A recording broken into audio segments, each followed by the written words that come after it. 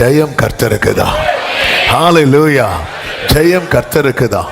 உங்க வாழ்க்கையில கர்த்தர் ஒன்றை கட்டளையிட்டு இருக்கிறார் என்றால் அதை எப்படி புரிந்து கொள்ள தெரியுமா? இதுவரை இல்லாத அளவுக்கு பிரச்சனை அதிகரிக்கும். இதுவரை அவனை அலைக்கழித்து கொண்டுதான் இருந்தது, தீயிலும் தண்ணீரிலும் அவனை தள்ளி கொண்டுதான் இருந்தது.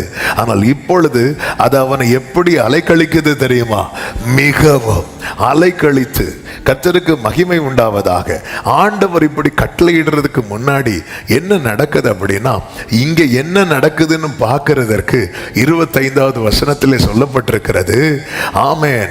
ஜனங்கள் கூட்டமாய் ஓடி வருகிறார்கள். கூட்டமாய் ஓடி வராங்க. சுத்தி நிற்கும் போதுதான் இயேசு கட்டளையிடுகிறார். அந்த ஆவி அவனை அலைக்கழித்து அவனை விட்டு போயிட்டு. அவன் எப்படி கிடந்தானா? செத்தவனை போல.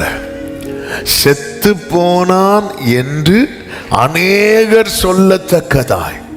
இந்த இடத்துல ஆமென், கர்த்தருக்கு மகிமை உண்டாவதாக. ஒரு காரியத்தை புரிந்து கொள்ளுங்கள்.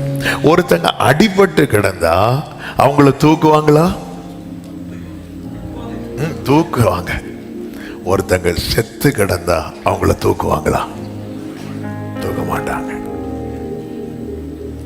ஆமென். ஒருத்தங்க அடிபட்டு ரோட்ல கிடக்குறாங்கன்னா கண்டிப்பா தூக்குவாங்க. ஒரு எங்கே ஒரு சின்ன ஆக்சிடென்ட் நடந்தாலே யார் எப்படி வந்துடுவாங்க. அப்படி இன்னும் அந்த அந்த மனிதாபிமானம் இன்னும் அந்த சாகாம இருப்பதற்காக ஸ்தோத்திரம். ஆனா ஒருத்தங்க அடிபட்டு செத்து கிடக்குறாங்கன்னு வைங்களேன், யாரும் தூக்க மாட்டாங்க. எல்லாரும் சுத்தி நின்று பார்க்க தான் செய்வாங்க, தூக்க மாட்டாங்க. அதாவது இதுக்கு மேல, அதாவது ஒரு பிரச்சனை தலைக்கு மிஞ்சி போகும்போது நம்மை சுத்தி இருக்கிறவர்களுக்கு வேடிக்கை தான் பார்க்க முடியும். அந்த கூட்டத்துல அந்த மகனுடைய தகப்பனும் இருக்கிறார். அந்த தகப்பன் போய் செத்து போனான் என்று அநேகர் சொல்லத்தக்கதா. சுத்தி இருக்கிறவங்க எல்லாரும் பேச ஆரம்பிச்சிட்டாங்க. அவன் கதை முடிஞ்சது, அவன் கதை முடிஞ்சது அப்படி சொன்னதும் ஓடி போய் தகப்பனும் தூக்கவில்லை. எல்லாரும் அப்படி நிற்கும் போது அந்த கூட்டத்துல யார் இருக்கிறா தெரியுமா? ஆமாம், கூட்டத்தின் நடுவில் இயேசு இருந்தாலும் எல்லாரையும் போல இயேசு அல்ல. ஹல்லேலூயா. இவன் அவரிடத்தில் கொண்டு வரப்பட்டவன். அவரிடத்தில் கொண்டு வரப்பட்டவன். அவரிடத்தில் கொண்டு வரப்பட்டவன் செத்து போனான் என்று சொல்லுகிற நிலைமையில் இருந்தாலும் அவரால் என்ன செய்ய முடியும் தெரியுமா? அவனை தூக்கி விட முடியும். அவனை தூக்கி விட முடியும். ஆமென் சொல்லுங்க பார்க்கலாம். ஆமென். சில சிச்சுவேஷன் நமக்கு ஹெல்ப் பண்றதுக்கு நிறைய பேர் இருப்பாங்க, நம்மளை தூக்கி விடுறதுக்கு நிறைய பேர் இருப்பாங்க. ஆனா சில காரியங்கள் மிஞ்சி போகும்போது, கைவிட்டு போகும்போது நம்மளை சுத்தி இருக்கிறவங்களால வேடிக்கை மட்டும்தான் பார்க்க முடியும். இப்படிப்பட்ட நிலையில யாராவது இதை கேட்டு கொண்டிருக்கிறீங்கன்னா இந்த மாதத்துல இந்த வார்த்தையை நீங்க இறுக பிடித்து கொள்ளுங்க. ஆண்டவர் உங்களால என்ன தூக்கி விட முடியும். ஆண்டவரே, எத்தனை பேர் இந்த காலை வேளையில சொல்ல முடியும், இந்த சூழ்நிலையிலிருந்து உங்களால என்ன தூக்கி விட முடியும். இப்படி ஒரு நிலைமையிலிருந்து உங்களால என்ன தூக்கி விட முடியும். இந்த வியாதியிலிருந்து உங்களால என்ன தூக்கி விட முடியும். இந்த பாவத்திலிருந்து உங்களால என்ன தூக்கி விட முடியும். இந்த கடன் பாரத்திலிருந்து உங்களால என்ன தூக்கி விட முடியும். சத்தமா ஆமென் சொல்லுங்க பார்க்கலாம். இயேசு அவன் கையை பிடித்து. ஆமென். ஆண்டவருக்கு இது ஒன்றும் புதுசு கிடையாது. ஆண்டவருக்கு இது பெரிய விஷயமும் கிடையாது. மார்க் 5வது அதிகாரத்துல இன்னொரு வீட்டுக்கு போறார். அங்க ஒரு சின்ன பிள்ளை, 12 வயசு உள்ள பிள்ளை. அவ செத்தவளை போல கிடக்கல. அவ எப்படி கிடக்குறா? அவ உண்மையிலே செத்து கிடக்குறா. அவ கையும் இயேசு என்ன செய்தார் தெரியுமா? பிடிச்சு தூக்கி விட்டார். ஆண்டவர் ஒருத்தங்க கையை பிடிச்சிட்டாங்கன்னா சமுத்திரத்திலே, ஆமே, கடல் கொந்தளிக்கும் போது பேதுரு அப்படி பொசுக்குன்னு உள்ள போறார். இயேசு என்ன தெரியுமா செய்தார்? உடனே கையை பிடித்தார். கையை பிடிச்சு என்ன பண்ணார் நினைக்கிறீங்க? தூக்கி விட்டார். தூக்கி விட்டதும் வேதம் சொல்லுகிறது இருவரும் படகில் ஏறினார்கள். அதன் அர்த்தம் என்ன? திரும்பவும் பேதுரு அதுல என்ன பண்றார்? நடக்கிறார். இந்த காலை வேளையில வார்த்தைக்காய் ஏக்கத்தோடு வந்திருக்கிற உள்ளங்களுக்கு சொல்லுகிற வார்த்தை, உங்களை தூக்கி விட அவருக்கு முடியும். என்னை தூக்கி விடுகிற ஒருவர் இருக்கிறார். நல்ல கரங்களை தட்டி ஜீசஸ், ஜீசஸ், என்னை தூக்கி விட என் ஆண்டவருக்கு முடியும். ஹல்லேலூயா. துயரத்தில் கூப்பிட்டே, உதவிக்காய் கதறினே, அழுகுரல் கேட்டீரையா.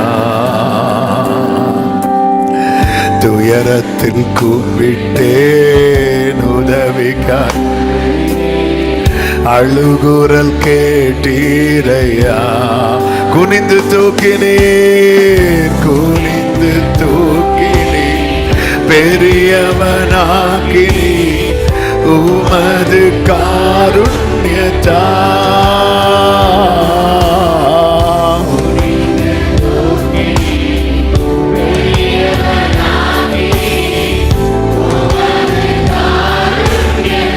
கைகளை உயர்த்தி சொல்லுவோம். குனிந்து தூக்கினீரே, பெரியவனாக்கினீரே,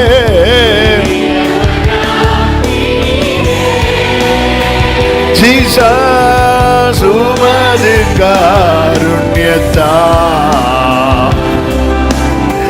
பெரியவனாக்கினீரே.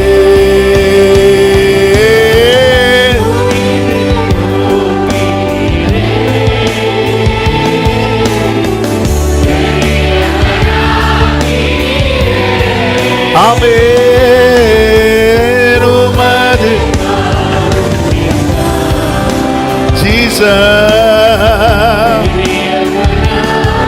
ஒரு விஷயம் அப்படியே கண்களை மூடி உங்க வலது கரத்தை உயர்த்தி, உங்க வலது கரத்தை உயர்த்தி ஆண்டவர்கிட்ட சொல்லுங்க, ஆண்டவரே என்னுடைய இந்த நிலைமையிலிருந்து என்னை தூக்கி விட உம்மால் முடியும். நீங்க தூக்கி விட்டுட்டீங்கன்னா நான் எழும்பிடுவேன் ஆண்டவரே, எழும்பிடுவேன் அப்பா. எந்த நிலைமையிலிருந்து வெளியே வர முடியாம தவிக்கிறீங்க, இந்த 1ஆம் தேதி காலை வேளையில இந்த வார்த்தையை நம்பி ஆண்டவர்கிட்ட சொல்லுங்க, ஆண்டவரை இதுல இருந்து யாருக்கும் என்ன தூக்கி விட முடியாது. என்னை சுத்தி இருக்கிறவங்களுக்கு வேடிக்கை மட்டும்தான் பார்க்க முடியுதுப்பா, வேடிக்கை மட்டும்தான் பார்க்க முடியுது. ஆனா உங்களால என்னை தூக்கி விட முடியும், உங்க கரத்தால என்னை தூக்கி விட முடியும். நான் உம்மை நம்புகிறேன். இந்த ஒரு நிலையிலிருந்து நீர் என்னை தூக்கி விடுவீர். நீர் என்னை, நான் எழும்புவேன், நான் எழும்புவேன், நான் எழும்புவேன். என்னை எழும்ப பண்ணும் என் ஆண்டவர் என் கூட இருக்கிறதுனால நான் எழும்புவேன், நான் எழும்புவேன். என்னை அலைக்கழிக்கிற சத்துரு தோற்று போகும்படிக்கு, ஓ என் சத்துருவே எனக்கு விரோதமாய் சந்தோஷப்படாதே. நான் விழுந்தாலும், நான் விழுந்தாலும், நான் விழுந்தாலும் நான் எழுந்திருப்பேன். ஓ ராபா சதா ராபா காரா காரா. என்னை கர்த்தர் தூக்கி விடுவா, என்னை கர்த்தர் தூக்கி விடுவா. எந்தெந்த காரியத்துல இருந்து நீங்க எழும்பணும்னு நினைக்கிறீங்க, உங்களை சில சொல்லுவாங்க தெரியுமா, சிலர்ட்ட இந்த ரெக்கமெண்டேஷன் போகும்போது கொஞ்சம் நீங்க தூக்கி விட்டீங்கன்னா, ஆமென். சிலர்லாம் தூக்க எப்படி முடியும், கொஞ்சம் நீங்க கொஞ்சம் அவங்கள அப்படியே கை இப்படி தூக்கி விட்டீங்கன்னா, ஹல்லேலூயா, ஆமென், ஆமென். உங்க ஜெப ஜீவியத்துல ஒருத்தங்க சப்போர்ட்டிவா இருந்தா நல்லா இருக்கும்னு ஃபீல் பண்றீங்களா, அவர் தூக்கி விடுவார். ஆமென், ஹல்லேலூயா. ஆவிக்குரிய யுத்தத்துல சோர்ந்து போறீங்களா, அவர் தூக்கி விடுவார், தூக்கி விடுவார். மோசேயின் கை அப்படி தளரும் போது தூக்கிவிட ஆரோனும் ஊரும், நாம் தளரும் போது தூக்கிவிட பரிசுத்த ஆவியானவர். ஆமென் சொல்லுங்க பார்க்கலாம். தூக்கி விடுகிறவர், தூக்கி விடுகிறவர். ஹல்லேலூயா. நீங்க என்ன வீட்டுல போய் எதுல இருந்தெல்லாம் நீங்க எழும்பணும், மேல வரணும்னு நினைக்கிறீங்க, எல்லாத்தையும் எழுதி வச்சு 1ஆம் தேதியை ஜெபம் பண்ண ஆரம்பிங்க. ஆமென், ஹல்லேலூயா, ஆமென். இது ஒரு தீர்க்க தரிசனமான வார்த்தை. சிறு வயதிலிருந்தே இந்த வாலிபனுக்கு இந்த பிரச்சனை இருந்துச்சு. இயேசு டீல் பண்றார் பாருங்க. ஆமென், பல நாள் பிரச்சனை. ஆமென். லூக்கா சுவிசேஷத்தில் இது எப்படி சொல்லப்பட்டிருக்கும் தெரியுமா, அது அவனை கசக்கி அதுக்கப்புறம் விட்டுட்டு போகுமா. இதுவரை கசக்கி பிரச்சனை. என்ன பிரச்சனை, ஒரு பிசாசு ஒரு வாலிபனுக்குள்ள இருந்து அவனை என்ன செய்யுது, கசக்குது. அது அவனை கசக்கின பிறகு அப்படி தூக்கி போட்டுட்டு, ஆமென், அவன் செத்து போயிட்டான் என்று அநேகர் சொல்லத்தக்கதாய். தகப்பன் காதுல என்ன கேட்க தெரியுமா?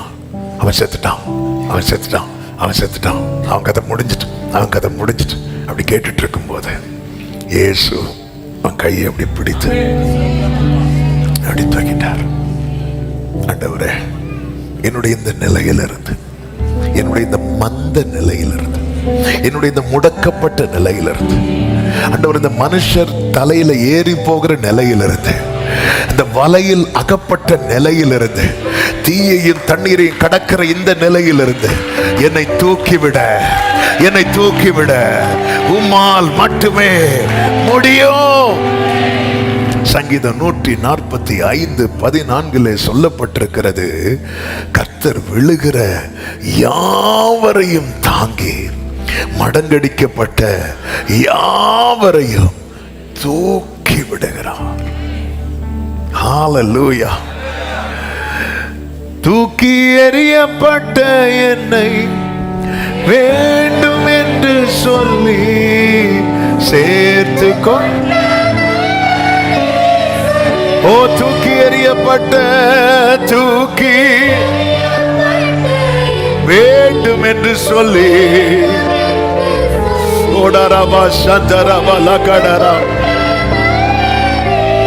கைகளை உயர்த்தி அழகான அழகான கண்கள் முடிந்ததென்று நினைத்தனா,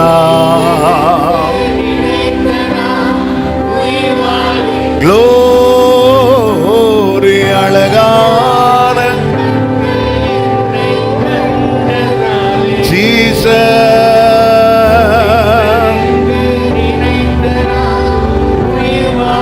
ஆண்டவர் மோசேக்கு அநேக காரியங்களை பிரமாணங்களாக கொடுப்பார். அதில் ஒன்றுதான் வாசிக்கலாம். உபாகமம் 22:4.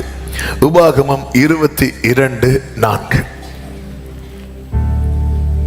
உன் சகோதரனுடைய கழுதையாவது, உன் சகோதரனுடைய கழுதையாவது, அவனுடைய மாடாவது, மாடாவது வழியிலே விழுந்து கிடக்கிறதை, வழியிலே விழுந்து கிடக்கிறதை கண்டாயானால், அதை நீ பார்க்கலன்னா பிரச்சனை இல்லை, ஆனா நீ பார்த்துட்டேன்னா அதை காணாதவன் போல, காணாதவன் போல விட்டு போகாமல் அவனோட கூட அதை தூக்கி எடுத்து விடுவாயாக. கரங்களை உயர்த்தி ஆமென் சொல்லுங்க. நீங்க ஆண்டவருடைய பிரமாணம் அப்படின்னால என்ன அப்படின்னா அவருடைய ஹார்ட் தான். அவர் வந்து அவருடைய ராஜ்யம் எப்படி இருக்குன்னு நினைக்கிறாரோ அதையெல்லாம் பிரமாணமாக கொடுக்கிறார்.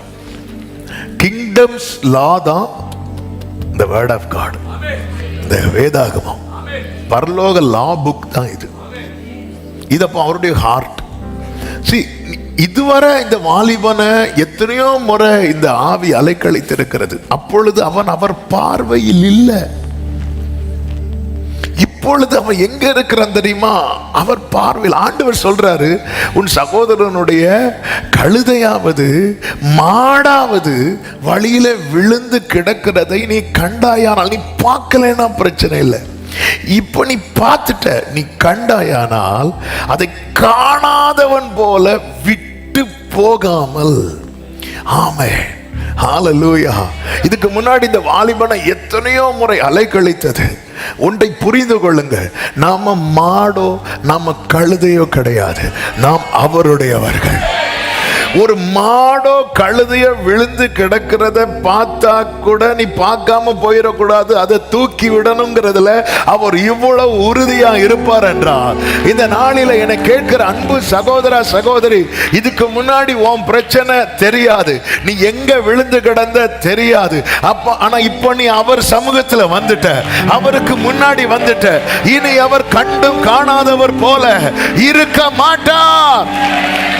அந்த ஆவி அந்த வாலிபன் இதுக்கு முன்னாடி எத்தனையோ முறை அலைக்கழித்தது, எத்தனையோ முறை. ஆனா அப்பொழுதெல்லாம் தூக்கி விடுறதுக்கு இவர் வரல. ஏன்? அவர் பார்வையிலே இல்லை, அவர் எல்லைக்குள்ளேயே இல்லை. இப்பொழுது வேதம் அழகாய் சொல்லுகிறது. அவன் செய்தி அது இன்னொரு ஆங்கிள் போறதுனால நான் இதை ரொம்ப டீட்டெயிலா சொல்லாம நான் செய்திக்குள்ள போக விரும்புகிறேன். ஆமென். அவரிடத்தில் கொண்டு வருகிறான். அவரிடத்துல ஆமா, நீ விழுந்தாலும் எங்க விழுந்துரு தெரியுமா? அவர்கிட்ட விழுந்துரு. நீ கஷ்டப்பட்டாலும் அவருக்கு முன்னாடி கஷ்டப்படு. நான் சொல்றது உங்களுக்கு புரியுதான்னு தெரியல. ஆமே, ஆண்டவரே உமக்குள்ள வந்ததுக்கு அப்புறம் தானே இவ்வளவு பாடு, இவ்வளவு நெருக்கம். நீ அவருடைய பிரசன்ஸ்ல நீ என்ன கஷ்டப்பட்டாலும் அவர் பார்த்துட்டு சும்மா இருக்க மாட்டார். உபத்திரவப்படுகிறவனுடைய உபத்திரவத்தை அற்பமா எண்ணாமலும் அருவருக்காமலும் அவனுக்கு தம்முடைய முகத்தை மறைக்காமலும் இருக்கிற தேவன். நான் எங்க விழுறேன், நான் எங்க அழுறேன், இது ரொம்ப முக்கியம். நான் எங்க விழுறேன் ரொம்ப முக்கியம், நான் எங்க அழுறேன் ரொம்ப முக்கியம்.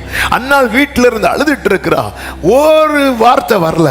ஆனா அவர் சமூகத்தில், அவர் பார்வையில வந்து அழ ஆரம்பிச்சுட்டா பாருங்க. அதுவும் சாதாரண அழுக இல்ல, அவர் பார்வையில வந்தது மனங்கசந்து அழுதா. ஆமா, வீட்டுல எப்படி அழுதா? அழுதா.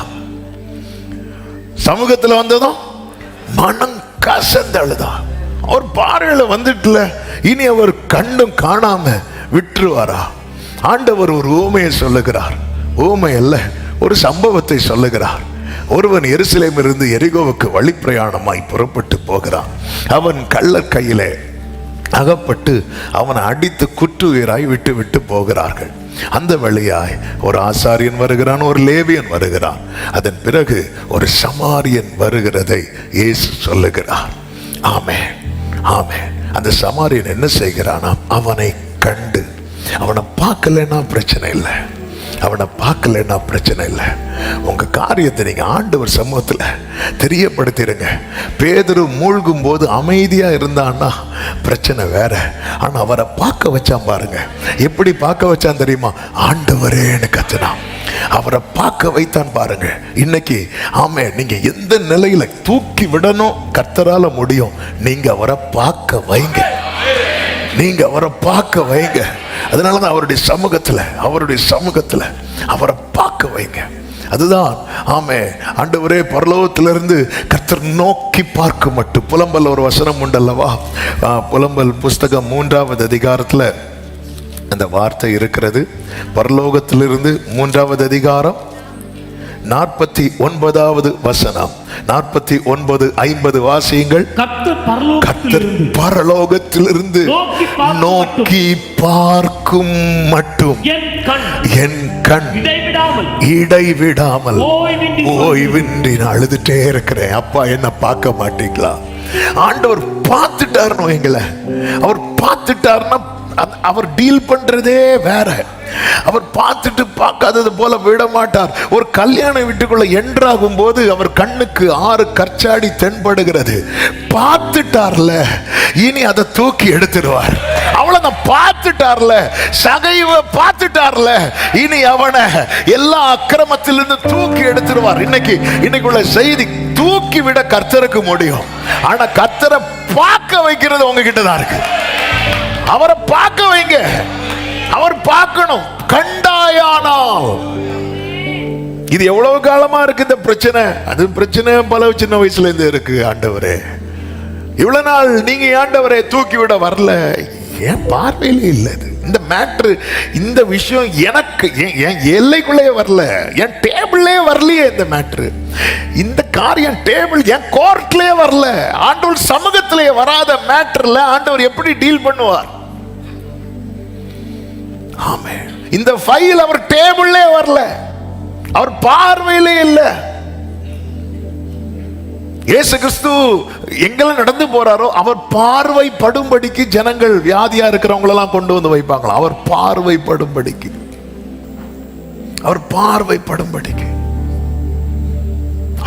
பார்த்துட்டா போதும். கூட்டத்தின் நடுவில் ஆண்டவர் இப்படி பார்க்கும்போது அந்த பார்வை என் மேல பட்டா போதும். அதுக்கப்புறம் அவரால் காணாதவன் போல இருக்கவே முடியாது. அப்படிதான் ஆலயத்தில் அவர் உட்கார்ந்து இருக்கும் போது கூட்டத்தின் நடுவில் ஒரு சூம்பின கையுடையவன் அவர் பார்வையில பட்டுட்டான். தூக்கி விட்டார்.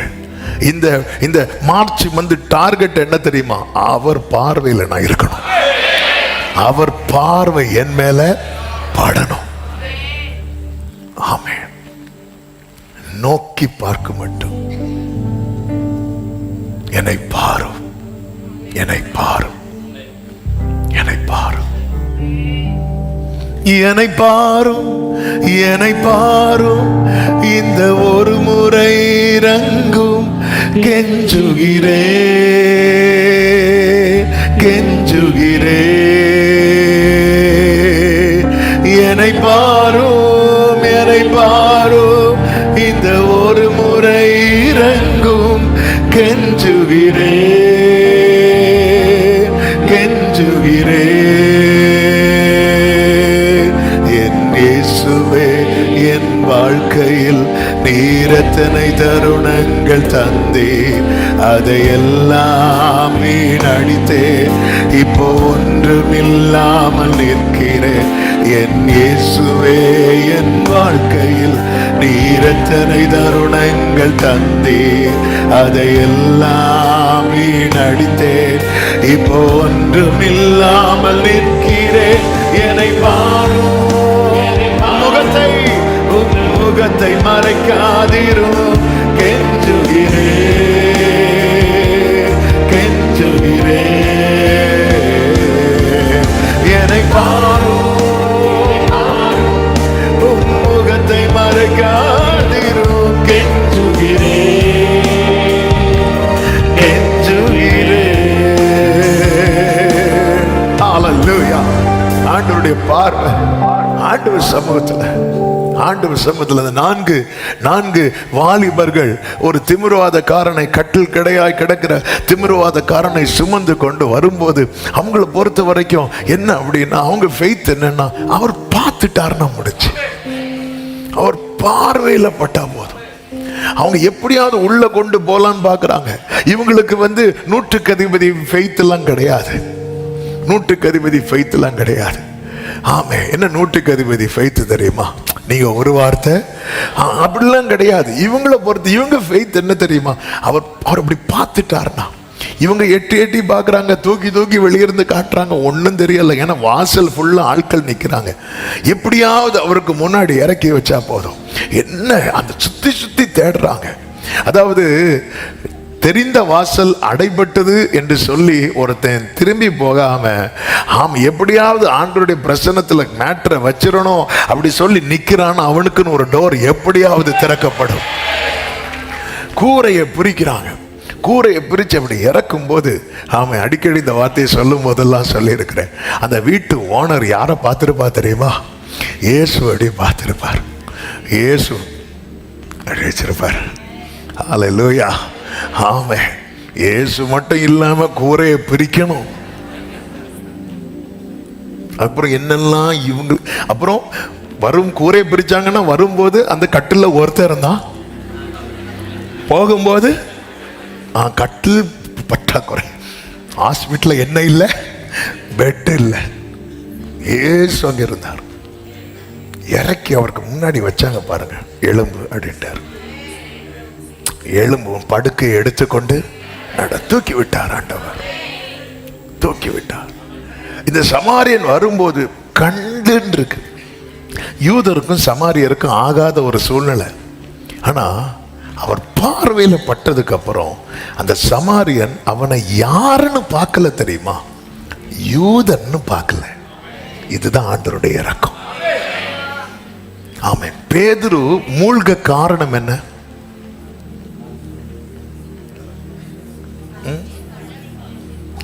ஆக மொத்தம் அவருக்கு அவிசுவாசம் சொல்லவே மாட்டீங்க. ஆமா, நம்ம என்ன நினைக்கிறோமோ அதை தள்ளி மீதி எல்லாமே கடலை மிட்டாய் சுத்தி வரும். பேதுரு மூழ்க காரணம் என்ன? அவிசுவாசம். ஆனா அவன் கத்துனதும் ஆண்டவர் கையை பிடிச்சார்ல. அவன் அவிசுவாசத்தை பார்த்து அவனை என்ன செஞ்சிருக்க கூடாது? தூக்கி விட்டுருக்க கூடாது. ஆனா அவன் நிலைமையை பார்த்து கர்த்தர் என்ன பண்ணார் தெரியுமா? தூக்கி விட்டார். நம்ம 1000 குறைகள் இல்லை என்றல்ல, ஆனால் ஆண்டவர் சமூகத்தில் கொண்டு வைங்க. ஆண்டவர் சமூகத்தில் உங்களை கொண்டு வைங்க. என் ஆண்டவர் மடங்கடிக்கப்பட்ட யாவரையும் ஜீசஸ் சத்தம் ஆமென் சொல்லுங்க பார்க்கலாம். தாவீதினுடைய அனுபவம், தாவீதினுடைய சாட்சி. சங்கீதம் 30:1 தாவீது இப்படி பாடுகிறார், வாசிக்கலாம். கர்த்தாவே, என் சத்துருக்கள் என்னை மேற்கொண்டு மகிழ ஒட்டாமல் நீர் என்னை கை தூக்கி எடுத்தபடியினால் நான் உம்மை போற்றுவேன். அப்போ ஒரு காரியம் தெளிவாய் தெரிகிறது, ஒருத்தன் தேவனால் தூக்கி எடுக்கப்படலைன்னா யார் ஹாப்பியா இருப்பா தெரியுமா? சத்துருக்கள். அதனாலதான் தாவீது 86 கடைசியில ஜெபம் பண்ணுவாரு, நீர் எனக்கு துணை செய்து என்னை தேற்றுகிறதை என் பகைஞர் கண்டு வெட்கப்படும்படிக்கு எனக்கு அனுகூலமான அடையாளம். என்ன அனுகூலமான அடையாளம்? பிடிச்சு தூக்கி விடுறதா, பிடிச்சு தூக்கி விடுறது. ஹல்லேலூயா. தூக்கி சத்துருவை மகிழ விடலப்பா. அதனாலதான் மீகா 7 இருக்கு, என் சத்துருவை எனக்கு விரோதமாய் சந்தோஷப்படாத, நான் விழுந்தாலும் எழுந்திருப்பேன், நான் இருளில் உட்கார்ந்திருந்தால் கர்த்தர் என்னை வெளிச்சத்தில் கொண்டு வருவார், கர்த்தர் என்னை எழும்ப பண்ணுவார், கர்த்தர் என்னை எழும்ப பண்ணுவார். என் சத்துரு என்னை மேற்கொண்டு. தாவீதை கர்த்தர் தூக்கிவிட்ட 5 அனுபவங்களை வேதத்திலிருந்து சொல்லி ஜெபிக்க விரும்புகிறேன். எல்லாம் நன்றாய் தெரிந்த வேத வசனங்கள் தான். ஒன்று, உளையான சேற்றிலிருந்து தூக்கி எடுத்தார் என்று சங்கீதம் 40:2-3 வசனங்களிலே சொல்லுகிறதை பார்க்கலாம், வாசிக்கலாம். பயங்கரமான குழியிலும் உளையான சேற்றிலும் இருந்து என்னை தூக்கி எடுத்து என் கால்களை கன்மலையின் மேல் நிறுத்தி என் அடிகளை உறுதிப்படுத்தி நமது தேவனை துதிக்கும் புது பாட்டை அவர் என் வாயிலே கொடுத்தார். அநேகர் அதை கண்டு பயந்து கர்த்தரை நம்புவார்கள். கரங்களை உயர்த்தி சத்தமா ஹல்லேலூயா. இதை இப்படி சொல்ல விரும்புகிறேன், பாவத்தில் இருந்து கர்த்தர் தூக்கி எடுத்தார். ஒரு சங்கீதத்திலே தாவீது இப்படி சொல்லுகிறார், அக்கிரம விஷயங்கள் என்னில் மிஞ்சி வல்லமை கொண்டது. அக்கிரம விஷயம் மிஞ்சி வல்லமை கொள்றதுன்னா என்ன தெரியுமா? அந்த பாவ செயலை நம்மளால அடக்க முடியாம போகும் பாருங்க. எந்த ஒரு மாம்ச கிரியையும் ஒரு மனுஷனால அடக்க முடியல அப்படின்னாலே அந்த கிரியை அவனில் என்ன செய்ய ஆரம்பிச்சிட்டு தெரியுமா? மிஞ்சி வல்லமை கொள்ள ஆரம்பிச்சிட்டுன்னு அர்த்தம். இந்த இடத்துல தான் தாவீது எப்படி தூக்கி எடுக்கப்பட்டான் என்றால், தாவீது கர்த்தரை நோக்கி கதறுகிறார். 39வது சங்கீதம் முடியும் போது பார்த்தால் அதுல எப்படி சொல்லப்பட்டிருக்கிறது, நான் இனி இராமல் போகும் முன்னே தேர்தல் அடையும்படி என்னிடத்தில் பொறுமையாயிரும். தாவீதை பொறுத்த வரைக்கும் என்ன அப்படின்னா, ஒரு ஆபத்து, ஒரு பிரச்சனை அப்படிங்கிற ஒரு நிலைமை வரும்போது உடனே கர்த்தரை நோக்கி கூப்பிடுகிறதை வேதத்தில் நம்மால பார்க்க முடியும். சங்கீதம் 40:1 தாவீது சொல்லுகிறார், கர்த்தருக்காக நான் பொறுமையோடு காத்திருந்தேன். அதன் அர்த்தம் என்ன? அவரால் மட்டும்தான் என்ன இப்படிப்பட்ட நிலையிலிருந்து தூக்கி எடுக்க முடியும். ஆமென். அப்ப தாவீது அதை விரும்புறார். இந்த சேற்றில கடக்கிறத தாவீது விரும்பல. சேற்றில் இருப்பதை விரும்புகிறவர்களை கர்த்தர் தூக்கி எடுக்க மாட்டார், சேற்றில் இருப்பதை விரும்பாதவர்களை கர்த்தர் தூக்கி எடுப்பார். பவுல் வாழ்க்கையில விடுதலை கிடைக்க காரணம் என்னன்னு கேட்டா பவுல் சொல்லுவாரு, நான் விரும்பாததை செய்கிறேன். அப்ப என்ன ஆண்டவர் பாவ பிடியிலிருந்து தூக்கி எடுக்கணும்னா எனக்கு முதல்ல அதன் மேல என்ன வரணும் தெரியுமா? ஒரு வெறுப்பு வரணும். எனக்கு அது வேண்டாம் ஆண்டவரே, இது எனக்கு வேண்டாம் ஆண்டவரே, இந்த காரியங்கள் என்னை மிஞ்சுகிற என்னை வல்லமை கொள்ளுதுப்பா, நான் இதெல்லாம் செய்யக்கூடாதுன்னு நான் நினைக்கிறேன், ஆனா என்னால முடியாம போகுது, என்னால அதை கண்ட்ரோல் பண்ண முடியாம போகுது என்கிற நிலையில் இருக்கும்போது அவன் கர்த்தரை நோக்கி பார்த்து கர்த்தரை நோக்கி கெஞ்சுகிறான், கர்த்தரை நோக்கி கெஞ்சுகிறான். ஆமென். கர்த்தரை நோக்கி. ஹல்லேலூயா, ஹல்லேலூயா. அதாவது முடியாத நிலையில எப்பேற்பட்ட கட்டானாலும் சரி, அது எந்த பாவ பிடியானாலும் சரி, இந்த வார்த்தை வாலிபர்களுக்கு மட்டுமல்ல எல்லாருக்கும் சேர்த்துதான். மாம்ச கிரியைகள் வெளியரங்கமாயின என்று சொல்லி 17 காரியங்களை பட்டியலிட்டு போடப்பட்டிருக்கிறது கலாத்தியர் 5. அப்ப எந்த ஒரு மாம்ச கிரியை நம்மில் வெளிப்பட அது நம்ம யாராய் மாற்றுகிறது என்றால் தேவ ராஜ்யத்துக்கு உரியவன் அல்ல என்கிற நிலையில் அது நம்மை கொண்டு போயிட்டு இருக்கிறது. ஆவியின் கனியை வெளிப்பட விடாதபடிக்கு அது நம்மை தடுக்கிறது. அப்ப நமக்கு தெரியணும். அதனாலதான் வேதம் சொல்லுகிறது, தன் பிழைகளை உணர்கிறவன் யார்? உணர்கிறவன் யார்? அவனுக்கு உணர்வே இல்லை. வாரத்துக்கு 2 நாள் உபவாசிச்சதுக்கு அப்புறமும் பரிசேயனுக்கு உணர்வு இல்லை. ஆமென். ஆண்டவரே, தாவீது சங்கீதங்கள் இதெல்லாம் பார்க்க முடியும். ஆண்டவரே, என் பாவத்தை நினைக்காதீங்க, உங்க இரக்கத்தை நினைச்சு எனக்கு ஹெல்ப் பண்ணுங்க அப்படிம்பாரு. ஆமென். அப்போ என்ன ஆண்டவர், நான் கர்த்தருக்காக பொறுமையோடு காத்திருந்தேன், அவர் என்னிடமாய் சாய்ந்து he reached down to me. அவர் என்னிடமாய் அவர் இறங்கி வரார். என்னை பாவத்திலிருந்து தூக்கி எடுக்க என் இயேசு செய்த காரியம் என்ன தெரியுமா? அவர் பிதாவுக்கு சமமாய் இருப்பதை கொள்ளையாடின பொருளா எண்ணாமல் தம்மை தாமே வெறுமையாக்கி என் ஆண்டவர் இறங்கி வந்தார். அவர் என்னிடமாய் சாய்ந்தார். ஹல்லேலூயா. இதைதான் பரிசுத்த ஆவியிலே நிரப்பப்பட்டு யோவான் ஸ்நானன் பிறந்த போது, ஆமென், ஆண்டவராக இயேசு கிறிஸ்துவை குறித்து சகரியா சொன்ன வார்த்தை லூக்கா 1வது அதிகாரம் 78 79 வசனங்கள், அந்தகாரத்திலும் மரண இருளிலும் உட்கார்ந்திருக்கிறவர்களுக்கு வெளிச்சம் தரவும் நம்முடைய கால்களை சமாதானத்தின் வழியிலே நடத்தவும். உட்கார்ந்து இருக்கிறான், எங்கேயும் போக முடியாம இருள உட்கார்ந்து இருக்கிறான். இயேசு வந்துட்டார்னா அவன் நடக்க ஆரம்பிச்சிருவான். எப்படி நடக்கிறானா? அவர் தூக்கி விடுறார். சத்தமா ஆமென் சொல்லுங்க பார்க்கலாம். உன்னதத்திலிருந்து தோன்றிய அருணோதயம் நம்மை சந்தித்திருக்கிறது. இதற்காக இயேசு என்ன செய்தார் தெரியுமா? எபிரேயர் 2வது அதிகாரம் நீங்கள் படிக்கும் போது தெரியும். அதனுடைய 14வது வசனம் முதல், ஆதலால் பிள்ளைகள் மாம்சத்தையும் இரத்தத்தையும் உடையவர்களாய் இருக்க அவரும் அவர்களை போல. சத்தமா ஒரு ஆமென் சொல்லுங்க பார்க்கலாம்.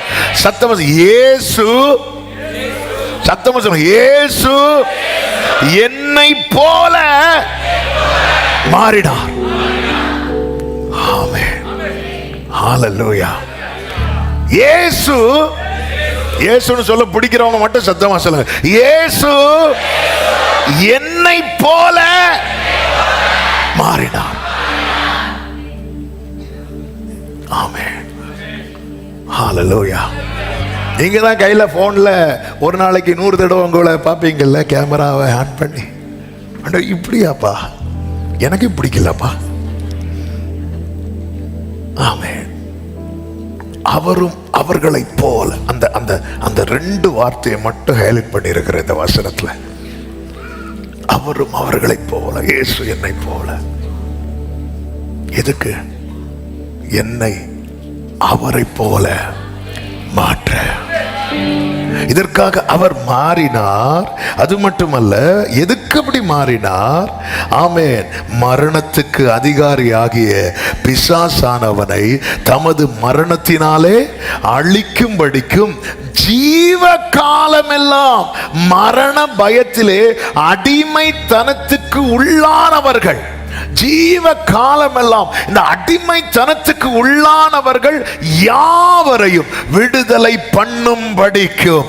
அப்படியானார் இயேசு எவ்வளவுதான் தாழ்த்தினார் அப்படின்னு கேட்டா நீங்க என்ன சொல்லணும்னா, என்ன போல மாறுறதுக்கு அப்படி தாழ்த்தினார். எதுக்கு தெரியுமா? இல்ல, அவர் மட்டும் இல்லைன்னா ஜீவ காலம் முழுவதும் நான் யார் தெரியுமா? அடிமை, அடிமை, அடிமை. ஐயோ, ஒருவேளை அந்த அடிமைத்தனம் எதை நோக்கி கொண்டு போகும் தெரியுமா? பயத்தை நோக்கி கொண்டு போகும். என்ன பயம்? ஐயோ, நான் மறிச்சிட்டேன்னா பாதாளத்துக்கு போயிருவேனே, நரகத்துக்கு போயிருவேனே, எனக்கு வாழ்க்கை இல்லையோ. அது கொஞ்சம் கொஞ்சமா பயத்தை பயத்தை ஜீவ காலம் முழுவதும் ஆண்டவர் நேரா வரார். வந்து என்ன செய்தார் தெரியுமா? 16 சொல்லப்பட்டிருக்கிறது, அவர் தேவதூதருக்கு உதவியாய் கை கொடாமல் ஆபிரகாமின் சந்ததிக்கு உதவியாய் கை கொடுத்தார். நல்ல கவனிங்க. பரலோகத்திலே ஒரு தூதர் கூட்டம் தள்ளப்படுகிறது. லூசிபர் உட்பட அவனை சேர்ந்த கூட்டம் தள்ளப்படுகிறது. ஏதேனில் இருந்து மனிதன் தள்ளப்படுகிறான். 2 விதமான கூட்டம் தள்ளப்படுகிறது. பாவத்தினால் மனிதன் தள்ளப்படுகிறான், பாவத்தினால் பிசாசானவன் தள்ளப்படுகிறான். இப்ப பிதாவின் வலது பாரிசத்தில் இருக்கிறவர் இறங்கி வரார். அவர் இறங்கி தூதனா மாறுவார்னு பார்த்துட்டு இருந்தா, அவர் தூதனா மாறாம இறங்கி என்னை போல உங்களை போல மாறி தூதனுக்கு கை கொடுக்காம நமக்கு கை கொடுத்தார். கை நீட்டி தூக்கி விட்டார். சேற்றிலிருந்து தூக்கி எடுக்கப்பட்டவர்கள் மாத்திரம் நல்ல கரங்களை தட்டி சத்தமாமே ஹல்லேலூயா, ஹல்லேலூயா. ஆமென். சேற்றி நின்றென்னை தூக்கி எடுத்து மாற்றி உள்ளம். ஆமென். பிரியமானவர்களே, தூதர்களுக்கு எந்த பாட்டெல்லாம் பாட முடியும் கேட்டா, சேனைகளின் கர்த்தர் பரிசுத்தர் பாட்டு பாட முடியும். ஆனா இப்ப நம்ம பாடுறோம் தெரியுமா, இதெல்லாம் பாட முடியாது. அவன் நாம் கிருபை பெற்றவர்கள். கல்லானையன் உள்ளம் கீன கல்வாரி கண்டு நன்றி. ஓ ஜீசஸ், ஒருவேளை ஏதாவது பாவ பிடியிலிருந்து வெளியே வர முடியாம யாராவது இருக்கிறீங்களா?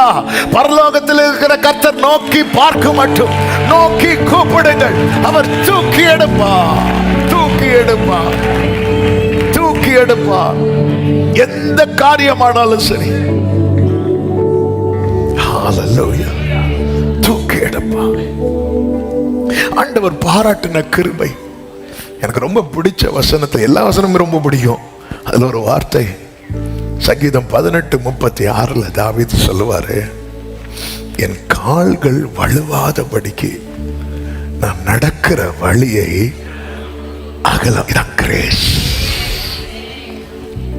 ஆண்டவரே, ஆபிரகாம் மாதிரி என்ன நடக்க விட்டார், நான் அவுட். ஆபிரகாம் மாதிரி நடக்க எத்தனை பேர் ரெடி? ஆமென். ஈசாக்க மாதிரி நடக்க விட்டால் அவுட். அவர் பார்த்தாரு அப்படி கொஞ்சம் நடக்கிற பாதையை. யோபு மாதிரி நடக்க விட்டா நம்ம சொரிஞ்சே செத்துருப்போம். ஆமென். யோசேப்ப மாதிரி நடக்க விட்டா, குழியில தூக்கி போட்டு கீழே லேண்ட் ஆகிறதுக்கு முன்னாடியே ஆள விட்டு, ஆண்டவரே என் கால்கள் வழுவார். ஆண்டவர், இந்த யோசேப்ப மாதிரிலாம் விட்டுருந்தா நான் வழுவி இருப்பேன்னு தெரிஞ்சு நான் நடக்கிற பாதையை அகலமாக்கினேன். புரியும்படி சொல்லவா? அவன் பழைய ஏற்பாட்டில் நீங்க படிச்சீங்கன்னா, நீதிமான் என்று யார் எண்ணப்படுவார் தெரியுமா? கர்த்தருடைய கட்டளைகளின் படி அப்படியே செய்கிறவன். எசேக்கியேல் 18:9 சொல்லப்பட்டிருக்கிறது, என் கட்டளைகளின் படி நடந்து என் நியாயங்களை கை கொண்டு உண்மையாயிருப்பானாகில் அவனே நீதிமான். இதான். ஆனா புதிய ஏற்பாட்டில் நீங்க பாத்தீங்கன்னா, ஆண்டவர் என்ன தெரியுமா செய்தார்? அதாவது பழைய ஏற்பாட்டில் அவர் நடக்கிற வழி எப்படி அகலமாக்குனார் சொல்றேன். பழைய ஏற்பாட்டில் இப்படி இப்படி நடந்தா நீதிமான், புதிய ஏற்பாட்டில் நீதிமான் ஆக்கி இப்படி இப்படி நடன்னு சொல்லி விடுறார். ஹல்லேலூயா, ஆமென். இப்போ எனக்கு எந்த பயம் இல்லை தெரியுமா? நான் நீதிமானா இல்லையாங்கிற, நீதிமான் ஆக்கிட்டு நீ இப்படி நடுறா வா. ஆமென். நடக்கிற பாதைய அகலமாக்கிட்டார். அதாவது பேப்பர்ல 100 மார்க் போட்டுட்டு எழுதுங்கிறார்.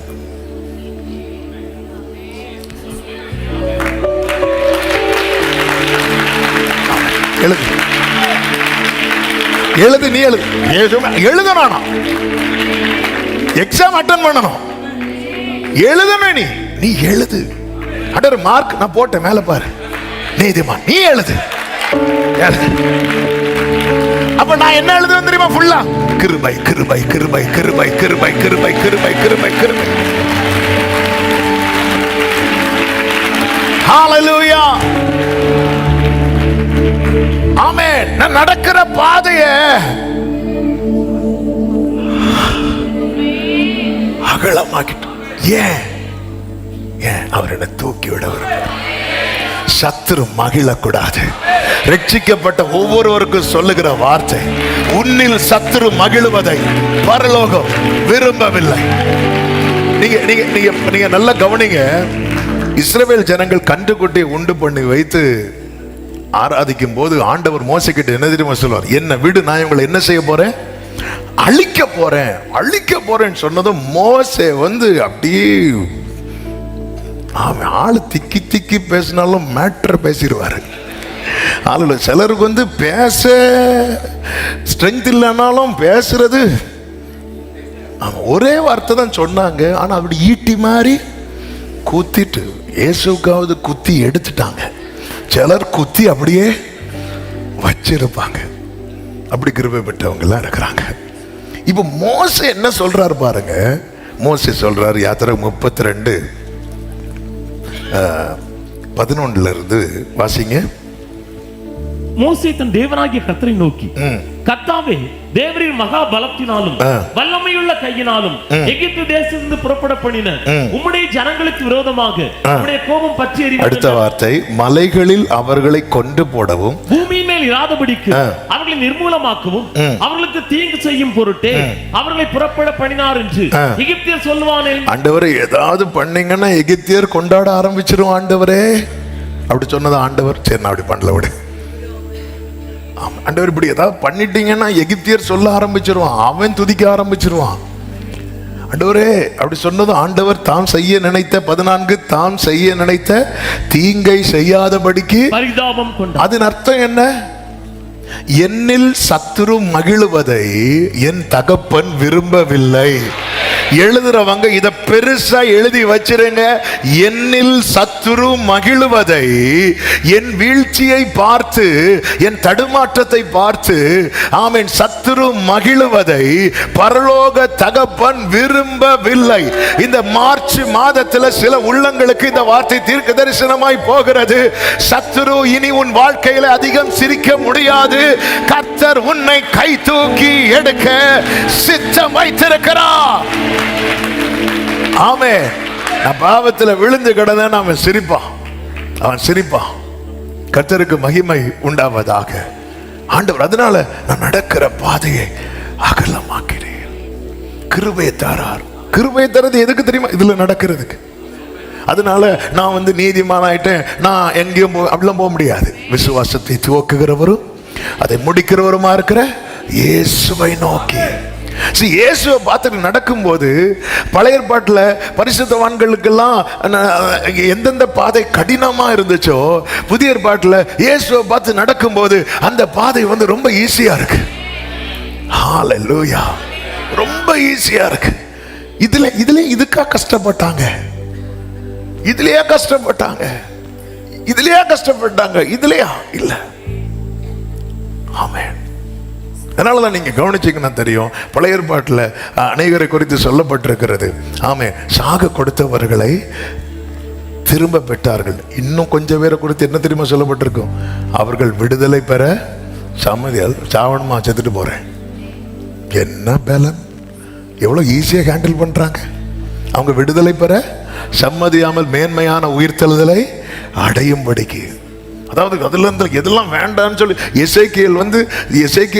எசேக்கியா ராஜா சொல்றார், ஆண்டவரே ஆண்டவரே ஆண்டவரே, நான் உமக்கு முன்னாடி அப்படி இப்படி நடந்தேன், என்ன நினைச்சுக்கோங்கன்னு சொல்லும்போது பவுல் சொல்றார், மரணமே உன் கூறுங்க. எங்க எசேக்கியாவுக்கு கடினமானது பவுலை எப்படிங்க அவங்களுக்கு சாத்தியமாயிட்டு? ஜீசஸ். ஹல்லேலூயா. இன்னைக்கு வேர்ட் ஆஃப் காட் கடினமா இருக்குன்னா நம்ம பார்வையை மாற்றிட்டோம்னு அர்த்தம். வேர்ட் ஆஃப் காட் லெகுவா இருக்குன்னா பார்வையை வச்சிட்டோம்னு அர்த்தம். நான் நடக்கிறதற்கு பாதை அகலமாக்கினீர், அகலமாக்கினீர். என்ன கேட்டாலும் அப்படிதான் சொல்லுவேன். எங்க அப்பா சந்தித்த பிரச்சனைகளை மாதிரி என்ன விட்டுருந்தா வாய்ப்பே இல்லை. என் தகப்பனாருடைய ஃபேமிலியில் ஒரு மரணம் நடந்துச்சு. அப்போ ஒரு 2 years பேக்.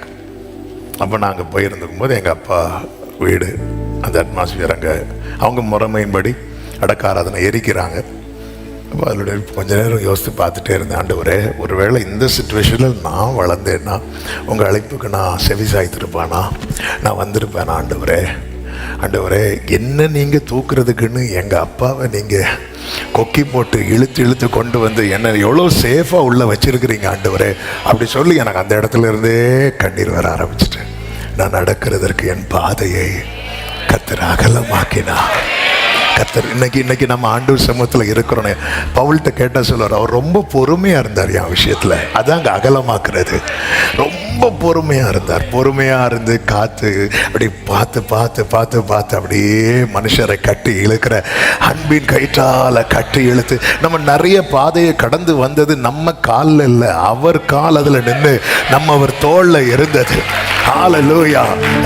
அவர் நமக்கு உதவியாய். இன்னைக்கு இந்த சத்தத்தை கேட்கிற எல்லாருக்கும் சொல்லுகிறேன், 5 பாயிண்ட் எழுதிட்டு வந்து 5 சொல்ல முடியுமான்லாம் தெரியாது, ஆனாலும் சொல்லி விட்டுறலாம் இன்னைக்கு. ஆமென் ஆமென். எந்த நீங்க சேட்டுக்குள்ள இருக்கக்கூடாது. சத்தம் ஆமென் சொல்லுங்க மக்கள். இந்த பாவ புடியில கத்திருங்க ஆண்டவர்கிட்ட. ஆமென் ஹalleluya. ஆண்டவரே ஆண்டவரே ஆண்டவரே. அதாவது ஆபேல கொன்னுட்டு வந்திருந்து கத்துறது கிடையாது. ஆபேல கொன்னுட்டு வந்து இந்த சாபம் என்னால தாங்க முடியல, இல்ல கொல்ல கத்தி ஓங்க அப்படிதான் செய்யணும், வரும்போது கத்திரணும். ஆண்டவரே ஆண்டவரே என்னை காப்பாத்திருங்க ஆண்டவரே. ஆகாப் கூட யோசபாத் யுத்தத்துக்கு போகும்போது, யோசபாத்து தான் ராஜான்னு சொல்லிட்டு குத்துறதுக்கு வந்து நிற்கும் போது யோசபாத் என்ன பண்ணுவார் தெரியுமா? சத்தம் போட்டுருவார், ஓடு சத்தம் போட்டுருவார். இப்படி சத்தம் போடணும். அதாவது தீமையான காரியங்கள் நெருங்கும் போது சத்தம் போடணும், சத்தம் போடணும். ஆமா, கூப்பிடும் வேளைகளிலே என்னை தப்புவிக்க ஆத்திரமாய் வந்தார். ஆமென்.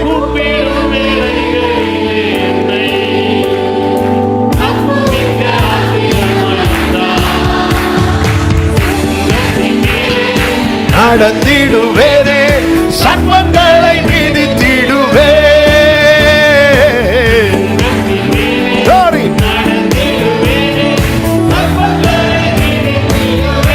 ஆமென். துதிப்போம் அல்லேலூயா பாடி, ஜீசஸ்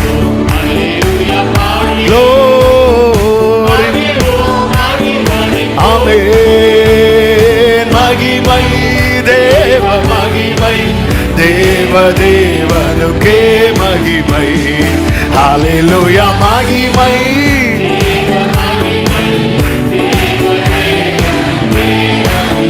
பழைய ஏற்பாட்டுல ஆண்டவர் சொல்லுவாரு, நான் திராட்சை தோட்டத்துல எனக்கான ஒரு செடியை வச்சேன், அந்த செடி எனக்கு என்ன கனியை கொடுத்துச்சு தெரியுமா? கசப்பான கனியை. அப்போ பழைய ஏற்பாட்டில் ஆண்டவர் ஜனத்தை செடியா வச்சிருக்கிறார். அந்த செடி நற்குல திராட்சை பழம் தருகிற செடியா நான் வச்சேன், ஆனா அது கனி கொடுக்கல. புதிய ஏற்பாட்டில் வரும்போது சொன்னார், நான் செடியா இருக்கிறேன், நீ என்ன பண்ணு தெரியுமா? நீ கொடியா என் மேல இருக்கிற, நான் நடக்கிறதற்கு என் பாதையை அகல. நானே உனக்கு உன்னால முடியல ஆண்டவரே. நீங்க பண்றதெல்லாம் நல்லா தான் பண்ணிட்டு இருக்கிறீங்க, ஆனா நான் என்ன கொடுத்துட்டு இருக்கிறேன் தெரியுமா? நான் கசப்பை கொடுத்துட்டு இருக்கிறேன். இங்க பாரு, நான் வந்துட்டேன்ல, இனி நானே செடி. அப்ப நான் யார் ஆண்டவரே? நீ கொடி.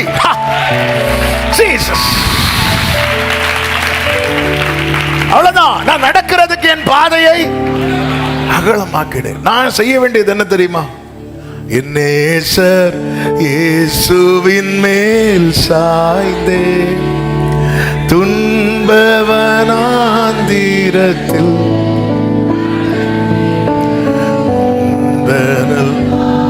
ஆமென். ஆண்டவருடைய அன்பை பேசுனா பாட்டு பாட்டா வரும், அப்புறம் பாயிண்டா போயிட்டே இருக்கும்.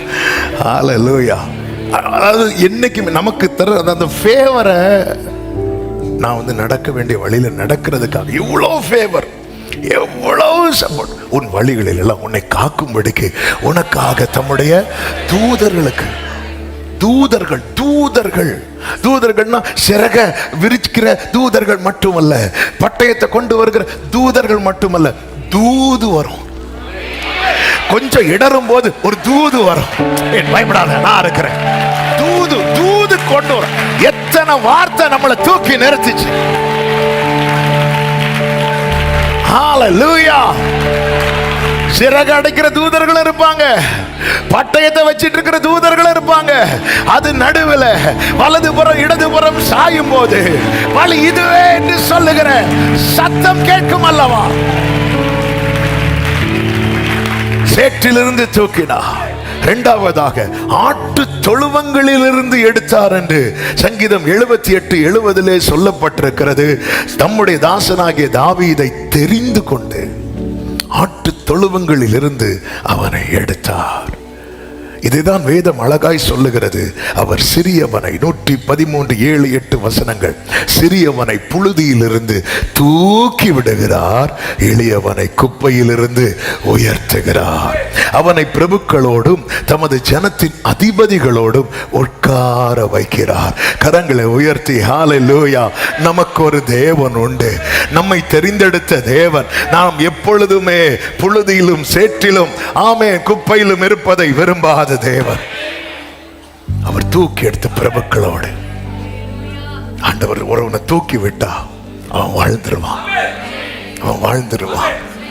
அவன் வாழ்க்கையில அவன் இன்னொரு வாழ்க்கையே பார்க்காம யாராவது இருக்கிறீங்களா? ஆண்டவரை நோக்கி பாருங்கள். அவர் எளியவனை குப்பையிலிருந்து, வேதம் சொல்லுகிறது, ஆட்டு தொழுவங்களில் இருந்து எடுத்தார். நாத்தான் தீர்க்கதரிசியை கொண்டு தாவீதின் இடத்துல பேசும்போது 1 நாளாகமம் 17வது அதிகாரத்தின் 7வது வசனத்திலே ஆமென், இப்போதும் நீ என் தாசனாகிய தாவீதை நோக்கி சேனைகளின் கர்த்தர் சொல்லுகிறது என்னவென்றால், நீ என் ஜனமாகிய இஸ்ரவேலின் மேல் அதிபதியாய் இருக்கும்படி ஆடுகளின் பின்னே நடந்த உன்னை ஆட்டு மந்தையை விட்டு எடுத்தேன்.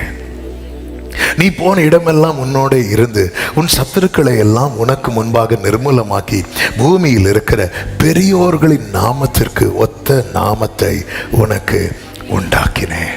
என்ன ஆண்டவருங்க! இன்னைக்கு தாவீது இன்னைக்கு வரை பேசிட்டு இருக்கிறோம் பாருங்க. இந்த தாவீது யார் தெரியுமா? தாவீதுனுடைய ஆரம்பம் என்ன? தன் தகப்பன் தாவீதுங்கிற பேரை சொல்றதுக்கு விரும்பல. இவ்வளவுதான் பிள்ளைங்களா அப்படி கேட்கும்போது, இன்னொருவன் இருக்கிறான், எல்லாருக்கும் இளையவன், அவன் ஆடு மேய்த்து கொண்டு, இவ்வளவுதான் கொடுத்த ரிப்போர்ட். அவன் தாவீதுன்னு மென்ஷன் பண்ணவே இல்லை, தாவீதுன்னு சொல்லவே இல்லை. ஆனா இன்னைக்கு இந்த பேரை தவிர்க்கவே முடியாமாயிட்டு. ஆமே, ஹல்லேலூயா. தாவீது என்றானதுக்கு அப்புறம் கடைசி சாப்டர் வர தாவீது வந்துட்டே இருப்பார். ஆமே, ஆண்டவர் ஒருத்தனை உயர்த்தணும் நினைச்சிட்டார் வைங்கள. எளியவன் என்றைக்கு மறக்கப்படுவதில்லை. சிறுமைப்பட்டவர்களுடைய நம்பிக்கை. நல்ல கரங்களை தட்டி. அப்ப தாவீது ஆண்டவர் சமூகத்துல போய் இருந்து, ஆண்டவரே என்னை இதுவரை நடத்தி கொண்டு வந்ததுக்கு எம்மாத்திரம் 17:17 சொல்றாரு, என்னை மகா மேன்மையான சந்ததியின் மனுஷனாக பார்த்தீர் சொல்லிட்டு 19 சொல்றாரு. 19 வாசிங்க. கர்த்தாவே, 1 நாளாகமம் 17:19, கர்த்தாவே உமது அடியானின் நிமித்தமும் உமது இருதயத்தின்படியும் இந்த பெரிய காரியங்கள் எல்லாம் அறிய பண்ணும்படிக்கு, அடுத்த வார்த்தை, இந்த பெரிய காரியத்தை எல்லாம் செய்தீர். அந்த வார்த்தை கவனிக்கல. உமது அடியானின் நிமித்தமும், என் மேல நீங்க வச்ச பாசம், என் மேல நீங்க வச்ச கிருபை. அடுத்த ஒரு வார்த்தை சொல்வார், உமது இருதயத்தின்படியும். அதன் அர்த்தம் என்ன? தாவீதை உயர்த்துவது தேவன் திடீரென்று போட்ட திட்டம் அல்ல, தேவன் ஏற்கனவே போட்ட திட்டம். ஹல்லேலூயா. எலும்புகள் உருவாகல, நரம்புகள் உருவாகல, தசைகள் தரிசனம் உருவானதே, தாய் கருவிலே தரிசனம். உம்முடைய இருதயத்தின்படி தெரிந்தெடுக்கப்பட்டவனை குறித்த தேவ திட்டம் பெரியது. வேளை வரும்போது அவன் எந்த நிலைமையில் இருந்தாலும் கர்த்தர் அவனை தூக்கி விடுவார். எனவேதான் சங்கீதக்காரன் எப்படி பாடுகிறான் தெரியுமா? நம்முடைய தாழ்வில் நம்மை நினைத்தவரை துதியுங்கள். ஆண்டவர், இப்படி ஒரு சூழ்நிலையில நான் இருக்கிறேன், என்னை தூக்கிவிட உம்மால முடியும். ஆட்டு தொழுவத்திலிருந்து தூக்கி விட்டார். 3வது, ஜலப்பிரவாகத்திலிருந்து தூக்கி விட்டார். சங்கீதம் 18:16 வாசிக்கலாம். உயரத்திலிருந்து அவர் கை நீட்டி என்னை பிடித்து ஜலப்பிரவாகத்தில் இருக்கிற என்னை தூக்கி விட்டார். இந்த ஜலப்பிரவாகம் என்பது என்ன தெரியுமா? சத்துருவினால் வரும் போராட்டங்கள், பிரச்சனை. அந்த டைட்டில் எப்படி சொல்லப்பட்டிருக்கிறது? கர்த்தர் தாவீதை அவனுடைய எல்லா சத்துருக்களின் கைக்கும் சவுலின் கைக்கும் நீங்களாக்கி விடுவித்த போது. புதிய ஏற்பாட்டிலே ஆண்டவராக இயேசு கிறிஸ்துவை குறித்து சொல்லப்பட்டிருக்கிறது. அப்போஸ்தலர் 10:38 அவர் நன்மை செய்கிறவராயும் பிசாசின் வல்லமையில் அகப்பட்ட யாவரையும் குணமாக்குகிறவராயும் சுற்றி திரிந்தார். அப்படி சுற்றி திரிந்த போது அவர் கண்ணில் மாட்டினது லேகியோன் பிடித்த வாலிபன். 18 வருடம் பிசாசு கட்டி வைத்திருந்த கூனியாகிய ஸ்திரீ. அதன் பிறகு நாம் மார்க் 9வது அதிகாரத்தில் பார்த்த அந்த வாலிபன். இவங்க 3 பேர் மட்டும் இல்ல, இன்னும் அநேகர். ஏன் மகதலேனா மரியாள் கூட எத்தனை ஆவியினால பிடிக்கப்பட்டிருந்தா தெரியுமா? 7. நமக்கு எதிராளியாகிய பிசாசு. இந்த லேகியோன் பிடித்த வாலிபன் பாருங்க, அவன் குடியிருப்பு கல்லறையில் இருந்தது. அதை விட்டு அவனுக்கு வெளியே வர முடியல. இயேசு வந்து அவனை தூக்கி விட்டார் பாருங்க. அந்த ஊர் ஃபுல்லாவே சுவிசேஷம் அவன் மூலமா தான் போகுது. சில சூழ்நிலையை விட்டு வெளியே வரவிடாதபடிக்கு பிசாசானவன் கட்டு ஆண்டவர் இந்த ஜலப்பிரவாகத்திலிருந்து தூக்கி விடுகிறவராயிருக்கிறார். ஆமேன் சொல்லுங்க பார்க்கலாம். 4வதாக மரண வாசலில் இருந்து தூக்கி விட்டார். சங்கீதம் 9:13 சொல்லப்பட்டிருக்கிறது, மரண வாசல்களில் இருந்து என்னை தூக்கி விடுகிற கர்த்தாவே. அப்ப மரணமே கிடையாதா? மரணம் உண்டுங்க. பிறக்க ஒரு காலம் உண்டு, இறக்க ஒரு காலம் உண்டு. ஆனால் தேவன் குறித்த காலத்துக்கு முன்னே நம்மை அழிப்பதுதான் சத்துருவின் நோக்கம். என்னைக்குமே இதை மனசுல வச்சுக்க. மரணம் என்பது அது நியமிக்கப்பட்டது. காரணம், பாவத்தின் சம்பளம் என்ன தெரியுமா? மரணம்.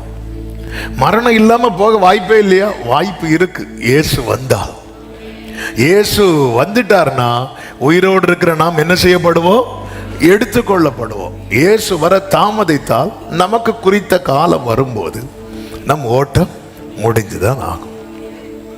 தேவன் எப்படி குறித்திருக்கிறார்னு தெரியாது. எப்படி ஒவ்வொருத்தருக்கும் நம்ம எப்படி எங்க பெறப்போன்னு நமக்கு தெரியுமா? தெரியாது. அதே போல நம்முடைய முடிவு சிலருக்கு கர்த்தர் வெளிப்படுத்துவார், சிலருக்கு அதுக்கு ஏற்றது போல ஆயத்தமாயிருவாங்க. தெரியாது, முடிவு இருக்கு. ஆனா இதுக்கு உள்ள இருக்குல்ல இந்த காலம், இடைப்பட்ட காலம், அது நம்ம ஓட வேண்டிய ஓட்டம். இந்த நாட்களிலே இப்படிப்பட்ட காலத்துல நம்முடைய தீபத்தை அணைப்பதற்கு பிசாசானவன் போராடுவான். ஏன்னா நம்முடைய தீபம் பாதியில் அணைஞ்சிட்டுன்னா நம்முடைய ஓட்டம் முடியாது. நம்முடைய ஓட்டம் முடியலைன்னா நம்மளால என்ன செய்ய முடியாது தெரியுமா? அந்த ஜீவ கிரீடத்தை சுதந்திரிக்க முடியாது. எனவே பிசாசானவன் இப்படி கொண்டு வருவான். அதுதான் ட்ராக் மாற வைப்பான், வழி தப்பி ஓட வைப்பான். காலத்துக்கு முன்னே சாக வைப்பதுதான் பிசாசி நோக்கம். எனவேதான் அக்கிரம விஷயத்துல துணிந்து நடக்க வைப்பான். பாவம் என்ன செய்யும்? பாவம் ஆயுளை குறைக்கும். ஆமென். என்னைக்குமே ஏதனை விட்டு துரத்தப்பட காரணம் என்ன? ஜீவ விருட்சத்தின் கனியை புசித்து அவன் என்னைக்குமே உயிரோடு இருக்கக்கூடாது. அவன் ஜேதேன்ல ஒருத்தன் தரித்திருந்தான், அவன் என்னைக்குமே உயிரோடு இருப்பான். அவன் பாவம் செஞ்சதுனால அந்த மரணம் அதன் விளைவு. அவன் மரணத்தை சந்தித்தாக வேண்டும். இன்னும் வேண்டாம், ஆதாம் 930 வருஷம் உயிரோடு இருந்தார். ஆதாம் தான் முதல் மனிதன். அப்ப நியாயப்படி பார்த்தா முதல் மனிதன் தான் ரொம்ப வருஷம் உயிரோடு இருக்கணும். ஆனால் ஆதாமை விட இன்னும் அதிகமா உயிரோடு இருந்த ஒரு நபர் உண்டு. யாரு தெரியுமா? மெத்துசலா. அப்போ மெத்துசலா 969 வருஷம் நினைக்கிறேன். அப்போ ஆதாமுடைய பாவம் கிட்டத்தட்ட 39 வருஷத்தை அடிச்சிட்டு ஆதாம் லைஃப்ல. அதன் பிறகு எல்லாம் பாத்தீங்கன்னா 800 900 இப்படியே தான் போயிட்டே இருந்துச்சு. மனுக்குலம் மீண்டும் பாவம் பெருகின போது 900 800 இருந்தது எப்படி குறைஞ்சிட்டு தெரியுமா? 120 குறைஞ்சிட்டு. மோசை நாட்கள் வந்த போது 120 இருந்தது எப்படி குறைஞ்சு தெரியுமா? 70 பலத்தின் மிகுதியினால். இதுக்கு பின்னாக இருந்தது என்ன நினைக்கிறீங்க? பாவம். சரி, 70 60 80 90 நீங்க 150 வருஷம் வரை இருங்க. ஆனா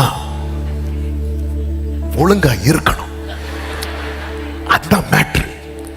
ஆமா, ஆக்சுவலா நம்ம இல்லைன்னா தான் ஃபீல் பண்ணுமே தவிர யாரெல்லாமோ போறாங்க அப்படி நம்மள சொல்லிடக்கூடாது. ஆமா, இந்த கோவிட்ல எத்தனையோ பேர் போனாங்க, இவங்க ஒன்றிலையும் மாட்டேங்கிறாங்களே அப்படி சொல்ற மாதிரி இருக்கக்கூடாது. ஆமா, இப்போ காலத்துக்கு முன்னே அழிக்க சத்துரு, அத மரண வாசல் என்று சொல்லவில்லை, மரண வாசல்களில் இருந்து கர்த்தர் தூக்கி விடுகிறவர். கர்த்தரால மட்டும்தான் அதை செய்ய முடியும். ஏன் தெரியுமா? அவர் மரணத்தை ஜெயித்தவர். கரங்களை உயர்த்தி ஆமென் சொல்லுங்க. சிங்கத்தின் வாய்க்கும் கரடியின் கைக்கும் கோலியாத்தின் பட்டயத்துக்கும் ஆமென் சவுலின் ஈட்டிக்கும் தப்புவித்து காப்பாற்றப்பட்டவன் சொல்லுகிறான், மரண வாசல்களில் இருந்து என்னை தூக்கி விடுகிற கர்த்தர். தாவீது எப்படி மரித்தான் என்று வேதம் சொல்லுகிறது தெரியுமா? ஆமென். 1 நாளாகமம் 29:28 அவன் தீர்காயுசும் ஐஸ்வர்யமும் மகிமையும் உள்ளவனாய் நல்ல முதிர் வயதிலே மரணம் அடைந்த பின். தாவீது 70 வருஷம் வாழ்ந்தார். 70 வருஷம் வாழ்ந்தார். 30வது வயசுல தாவீதுக்கு தலையில் அபிஷேகம் வைக்கிறாங்க. அடுத்து 40 இயர்ஸ் அவர் வளர்த்தது ராஜாவா இருக்கிறார். தாவீதை விட ரொம்ப வருஷம் வாழ்ந்தவங்கலாம் இருக்கிறாங்க. ஆனா தாவீது 70 வருஷத்துல ஒருத்தன் ஓட்டம் முடியும் போது அங்க என்ன சொல்லப்பட்டிருக்கு தெரியுமா? தீர்க்காயுசு. ஏன் தீர்க்காயுசு அங்க சொல்லப்பட்டிருக்கிறது? ஏன் தெரியுமா? தாவீது என்னைக்கோ போக வேண்டியவன். அதாவது மரிக்க வேண்டிய நிலையிலிருந்து எக்ஸ்ட்ரா ஒரு நாள் நீங்க வாழ்ந்தாலே உங்களுக்கு தீர்க்காயுசுன்னு அர்த்தம். அதனாலதான் ஆண்டவர் தந்த வாழ்க்கைக்காக தேங்க் பண்ணுங்க. நீங்க கம்பேர் பண்ணக்கூடாது. மெத்துசாலா, நோவா அங்கெல்லாம் போகக்கூடாது. ஆண்டவரே நான் என்னைக்கோ போயிருப்பேன் ஆண்டவரே. அந்த வேர்டை கவனிச்சு அவன் தீர்க்காயுசு. என்ன தீர்க்காயுசு? ஆண்டவர் நியாயப்படி பார்த்தா மோசையே 80 போயிருக்கணும். ஆனா எழுதுறது மோசே. ஆனா மோசே 120 வயசு வரை இல்ல. தாவீது என்னைக்கோ மரிக்க வேண்டியவன். 17 வயசுல மரிக்க வேண்டியவன். எத்தனை நாள் காட்டுல யாராவது விசாரிக்க போனாங்களா? என்னைக்கோ மரிக்க வேண்டியவன். மரிக்க வேண்டிய நிலையிலிருந்து நீங்க வாழ்ற ஒவ்வொரு நாள் இருக்கு தெரியுமா? நீங்க தீர்க்காயுசோடு இருக்கிறீங்க. ஆமென் சொல்லுங்க பார்க்கலாம். ஐஸ்வர்யமும் மகிமையும் உள்ளவனாய் நல்ல முதிர் வயதுல என்ன வேடுகிறது? மரணம் அடைந்த பின்பு. ஆமென். இதான் அந்த வாசல்ல இருந்து தூக்கி விடுவார். சோ இப்படிப்பட்ட நிலையில என்னைக்குமே போற ஆண்டவரே, என் ஓட்டம் ஒருவேளை முடிகிறது உங்க சித்தம்னா என்னை பரிசுத்தப்படுத்தி எடுத்துக்கொள்ளும். என் ஓட்டம் முடிகிறது உங்க சித்தம் இல்லைன்னா என்ன இந்த வாசல்ல இருந்து தூக்கி விடுங்க ஆண்டவரே. இந்த ஜெபம் கை கொடுக்கும். இயேசுவின் நாமத்தில் இப்படிப்பட்ட மரண பயத்துல யாராவது இருக்கிறீங்களா? கர்த்தரை நோக்கி கூப்பிடுங்கள். அவர் மரண வாசலில் இருந்து உங்களை தூக்கி விடுவார். கரங்களை உயர்த்தி ஆமென் சொல்லுங்க. ஒரு வார்த்தையை சொல்லி அப்படியே ஜெபிக்கலாம். 5 பாதாளத்திலிருந்து, பாதாள பிடியிலிருந்து. சங்கீதம் 16 9 10 11 வசனங்கள். ஆகையால் என் இருதயம் பூரித்தது, என் மகிமை களி கூர்ந்தது, என் மாம்சமும் நம்பிக்கையோட தங்கி இருக்கும். என்ன நம்பிக்கை? என் ஆத்துமாவை பாதாளத்தில் விடீர், உம்முடைய பரிசுத்தவானை அழிவை காணவட்டீர். கரங்களை உயர்த்தி ஹல்லேலூயா. ஒருவேளை இந்த ஓட்டம் முடிந்தாலும் என் மாம்சமும் நம்பிக்கையோட. அதனாலதான் சங்கீதம் 149 சொல்லப்பட்டிருக்கிறது, பரிசுத்தவான்கள் எதிலே கம்பீரிப்பார்கள் தெரியுமா? தங்கள் படுக்கையிலே கம்பீரிப்பார்கள். ஏன்னா அவங்களுக்கு தெரியும், இங்கே நான் கிடத்தப்பட்டாலும் அங்கே கர்த்தருக்கு முன்பாக ஜீவனுள்ள ஒரு தேசத்திலே நடப்பேன். ஆத்துமாவை அழிவை காணவிட்டார். ஆண்டவராக இயேசு கிறிஸ்து அப்படியே இந்த வார்த்தையை ப்ரூவ் பண்ணிட்டார். அதான் அப்போஸ்தலர் நடவடிக்கைகளை இது அவருக்கான தீர்க்க தரிசனம் என்று சொல்லப்பட்டிருக்கிறது. அது மட்டுமல்ல, அவருடையவர்களுக்கான தீர்க்க தரிசனமும் கூட. ஆத்துமாவை பாதாளத்தில் விடீர். இயேசு கிறிஸ்து சிலுவையிலே மரிக்கும் வரைக்கும் மரித்த எல்லாருக்கும் எங்க போவாங்க அப்படின்னா பாதாளம். மேல் பாதாளம், கீழ் பாதாளம் இருக்கிறது. அதாவது ஆண்டவருக்குள்ள நீதிமானாய் வாழ்ந்து மரித்தவர்களுக்கெல்லாம் ஒரு இடத்துல இருக்கிறாங்க. மற்றவர்கள் எல்லாம் அதால பாதாளம், அது முடிஞ்சு. அப்போ இவங்களுக்கெல்லாம் எங்க போக முடியலன்னா பரதீசுக்கு போக முடியல. ஆபிரகாம் உட்பட, நோவா எல்லாருமே இருக்கிறாங்க, வெயிட்டிங்ல இருக்கிறாங்க. அதனாலதான் ஆபிரகாம் என்னுடைய நாளை காண. ஏன்னா இயேசு சொல்றார், ஐ ஆம் தி வே, நானே வழி. அது நமக்கானாலும் சரி, ஆபிரகாமுக்கானாலும் சரி, வழி யாருதான் தெரியுமா? அதான் இயேசு மரித்த போது மரித்தவர்கள் எல்லாம் உயிரோடு இருக்கிறவர்களாக காணப்பட்டார்கள் என்று வேதத்தில் சொல்லப்பட்டிருக்கிறது. அது என்னதின் அர்த்தம்? ஆண்டவர் மரித்து எங்க போனாராம்? காவலில் வைக்கப்பட்டவர்களிடத்தில் போனாராம். அங்க என்ன செய்தார் தெரியுமா? பிரசங்கித்தார் இருக்கு. உண்மையிலே பிரசங்கித்தார்னா அங்க என்ன பண்ணார்னா பிரகடனப்படுத்தினார். என்ன பிரகடனப்படுத்தினார்? அந்த பாதாள அறைக்குள்ள ஒரு ஆள் என்ட்ராயிட்டாங்கன்னா வெளியே வர முடியாது. ஆபிரகாம் என்ட்ராயிட்டார், ஈசாக்கு என்ட்ராயிட்டார், யாக்கோபு என்ட்ராயிட்டார், வெளியே வர முடியல. ஆனா ஜீசஸ் என்ட்ராயிட்டாரு. நான் ஜெயிச்சிட்டேன், பாதாளத்தின் திறவுகோல், மரணத்தின் திறவுகோல் என் கையில இருக்கு, வா அப்படி சொல்லி அப்படி அவருடைய பரிசுத்தவான்களை கூட்டிட்டு போறார். அதனாலதான் இன்று நீ என் கூட பரதேசில் இருப்பாய். ஆமென். இன்னைக்கு அந்த டேக்காக வெயிட் பண்ணிட்டு இருந்தாங்க. ஆமென். பாதாளத்திலிருந்து தூக்கி விடுகிற கர்த்தர். இயேசுவை பிடிச்சிருங்க, இயேசுவை நோக்கி பாருங்க. பாவத்திலிருந்து தூக்குவார், சிறுமையிலிருந்து தூக்குவார், பிரச்சனையிலிருந்து தூக்குவார், மரணத்திலிருந்து தூக்குவார், பாதாள பிடியிலிருந்து தூக்குவார். இந்த தேவன் என்றென்றைக்கும் உள்ள சதா காலமும் நம்முடைய தேவன். மரண பரியந்த நம்மை நடத்துவார். ஆமென். மேஜர் கொடுக்க அப்படியே கண்களை மூடி தேங்க்யூ ஜீசஸ். ஆமென். குனிந்து தூக்கி நீரே பெரியவனாக்கி நீரே, உமது காருண்யத்தா பெரியவனாக்கி. துயரத்தில் கூப்பிட்டேன், துயரத்தில் கூப்பிட்டேன்,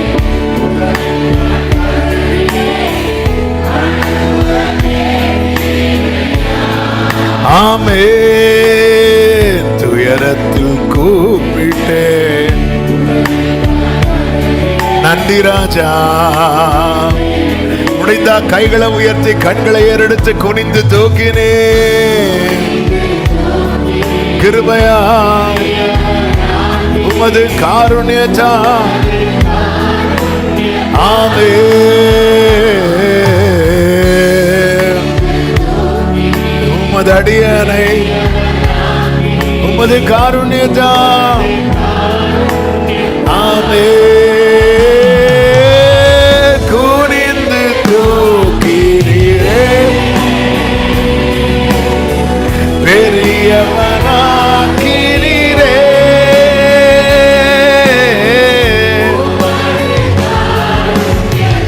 ஆமென்.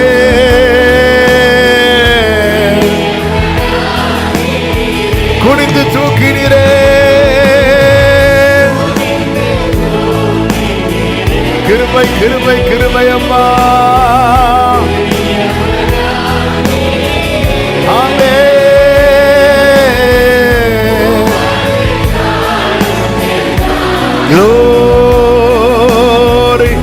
கர்த்தர் தந்த வார்த்தைகளுக்காய் நல்ல கரங்களை தட்டி தேவனுக்கு மகிமை. கரங்களை தட்டி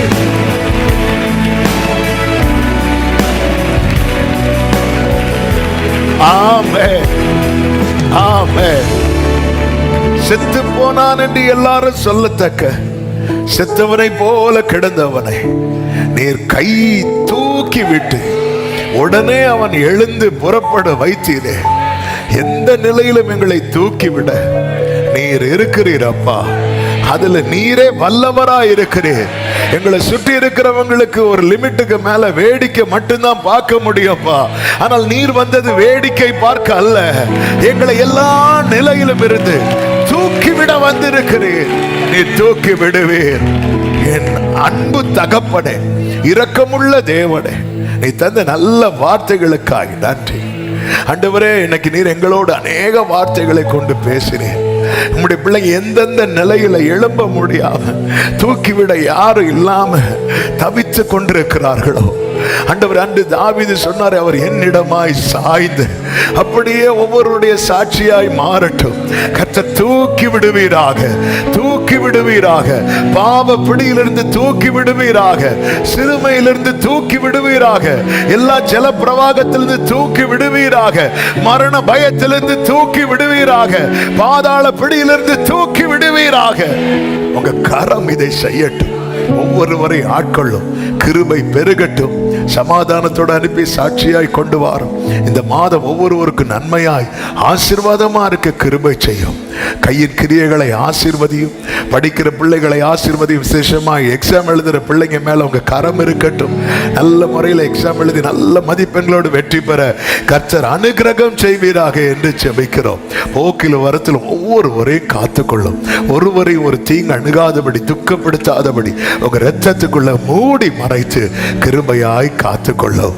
ஆண்டவரே, கர்த்தருடைய பந்திக்கு எங்களை ஆயத்தப்படுத்தும், பரிசுத்தப்படுத்தும். உம்முடைய வல்ல கரத்தில் அர்ப்பணிக்கிறோம். மகிமை அனைத்தும் ஒருவருக்கே செலுத்துகிறோம். இரட்சகர் இயேசுவின் நாமத்தில் பிதாவே, ஆமென். சேர்ந்து சொல்லுவோம், என் ஆத்துமாவே கர்த்தரை ஸ்தோத்திரி, என் முழுமே அவருடைய பரிசுத்த நாமத்தை ஸ்தோத்திரி, என் ஆத்துமாவே கர்த்தரை ஸ்தோத்திரி, கர்த்தர் செய்த சகல உபகாரங்களை மறவாதே. ஆமென். நம்முடைய கர்த்தராகிய இயேசு கிறிஸ்துவின் கிருபையும், பிதாவாகிய தேவனுடைய அன்பும், பரிசுத்த ஆவியானவருடைய ஐக்கியமும் சிநேகமும் பாதுகாவலும் நம் அனைவரோடும் என்றென்றும் இருப்பதாக.